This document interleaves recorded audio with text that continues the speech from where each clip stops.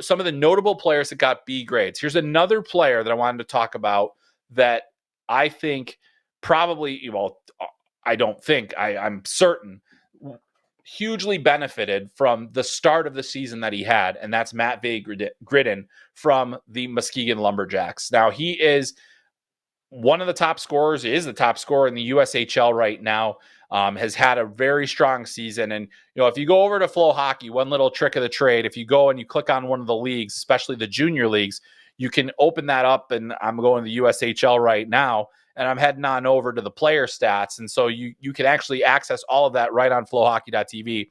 And right now, Matvei Gridin is averaging a goal per game, 9 goals in 9 games, 16 points to lead all players in the USHL, just 1 point ahead of Eric Paulson from Dubuque, who's a re-entry that will be very interesting to watch this year in the NHL draft as well. But you see that, and you see what Gridin is doing this year for Muskegon. 5 of his goals have come on the power play. He's been a weapon on the man advantage. He's got a good one-timer. He's had creativity. He's got some size to him. There's a lot to like about the way that he's played. That's a B-graded player that, maybe we'll see if he continues to move up. But to see the start to the season that he's had and the way that Muskegon has played as a group, very good chance that he's going to be a higher-end player. Another guy that I'm really fascinated to see, and he is a B grade, but I have a feeling he could move into the A grade discussion. And we're going to go to the WHL with this one, and that's Tij Iginla, the son of Jerome Iginla, who's currently playing for the Kelowna Rockets. And Tij is really lighting it up in the WHL, and you can even get the WHL stats if you go over to the junior tab on Flow Hockey as well. And Tij has been he's been very strong. I mean, I think that there was an expectation that he was going to be a good player this year, but whether or not he was going to be a legitimate threat to go high in the NHL draft kind of remained to be seen. But for Kelowna this season, he's got 12 goals in 11 games so far. 12 goals in 11 games, 19 points as a draft eligible.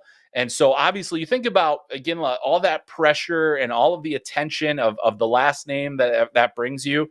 And he's just gone out and played, and he's playing really, really well in a league where it can be tough for younger players to put up points. But Iginla for Kelowna right now has been outstanding. And I think that he's going to be one of those guys that you absolutely have to watch throughout the rest of the season because, the name brings the extra attention, but he's playing at a level right now that suggests he should be drafted. He's not a huge guy, but he is a good offensive player, and I think that there's going to be a lot to like about him going forward. Going back to the USHL, one guy that was a B grade that I think maybe could have started the season as an A grade, but it's been a tough start, is Michael Hague for the Chicago Steel. He's been a solid player so far. He's scored some nice goals. He's made some good plays. Chicago's really struggled as a team. They're down on their luck a bit this season. They're not getting they don't have the depth that they've had in years past.